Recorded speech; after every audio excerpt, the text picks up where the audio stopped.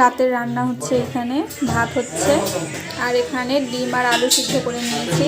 আলু আর ডিমের দম। এটা এখন আমার বর ছিলে দিবে।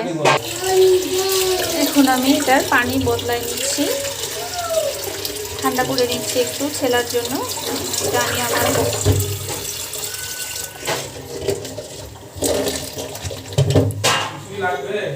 হয়ে গিয়েছে। আমার মশলাটা সুন্দর করে কষানো হয়ে গিয়েছে। এখন আমি সেদ্ধ করা আলুটা দিয়ে দিচ্ছি। এটা দিয়ে আমি এখন সুন্দর করে এই যে আমি কষাচ্ছি। দেখুন এখনই কালারটা কত সুন্দর এসেছে। আমি আরও একটু কষাবো সুন্দর করে।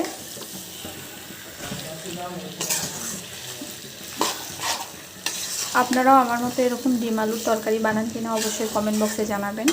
অনেক মজা লাগে যখন সব কিছু খেতে খেতে সব কিছুর প্রতি থেকে মাছ মাংস সব কিছুর প্রতি থেকে মন উঠে যায়, তখন কিন্তু একমাত্র ভরসা হয় ডিম ভাজি, ডিমের তরকারি।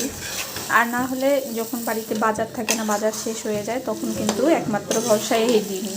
আমাদের কিন্তু ডিম ছাড়া একদিনও চলে না। সকালের নাস্তা বলেন, কোনো কিছু বলেন, সবারই কি এরকম হয়? আমাকে একটু জানাবেন তো। কষাতে কষাতে অনেক কিছু বলে ফেললাম, আপনাদের সঙ্গে শেয়ারও করে ফেললাম। আমার কিন্তু সুন্দর করে কষানো কমপ্লিট। আলুর তরকারি আমি যত কষাবো তত কিন্তু টেস্ট আসবে। সেদ্ধ আলুর তরকারি আমি অনেকক্ষণ ধরে কষিয়ে নিয়েছি। এখন আমি পরিমাণ মতো জল দিয়ে দিচ্ছি ঝোলের জন্য। তরকারিটা কিন্তু আমার ফুটে গিয়েছে। আমি এখন ডিমগুলো সুন্দর করে দিয়ে দেবো এক এক করে।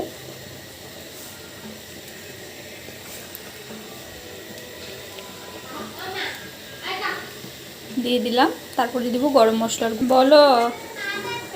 তারপরে দিয়ে দিব একটুখানি গরম মশলার গুঁড়ো। এখন আমি একটু পরে নামিয়ে নিব।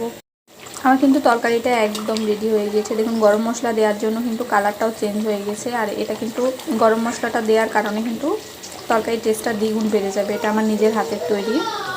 কেমন হয়েছে অবশ্যই জানাবেন। ছোট ছোট রেসিপিগুলো ভালো লাগলে চ্যানেলে ফলো দিয়ে রাখবেন, লাইক শেয়ার করে দিবেন। আর অবশ্যই জানাবেন যে কেমন হয়েছে। ধন্যবাদ সবাইকে।